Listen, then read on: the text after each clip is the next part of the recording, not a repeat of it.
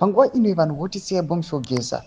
ageze nyika anoda kuti right now as we are speaking everything is on a halt. Every services ese ari munyika panguva ino aiwa they are declining nekuda kwethe regime. Panapa kuchiunuka Bomshogeza akapresida over maprotest nemashutdowns achiuya achikola up for the removal yemutungamiri wenyika and his immediate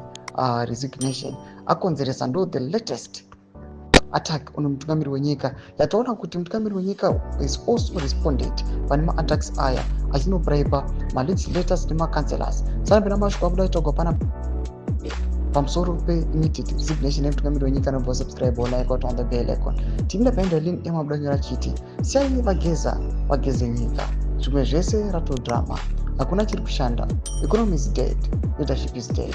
the zeal to foster change is dead, the jobs are dead, the roads are dead, the mothers of our major hospitals are dead,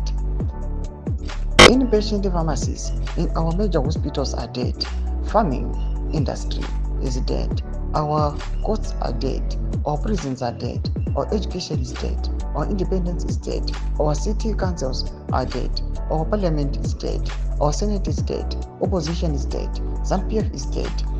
our churches are dead, our culture, customs and traditions are dead, our empathy is dead, our love for one another is dead. Chasara itsikidzi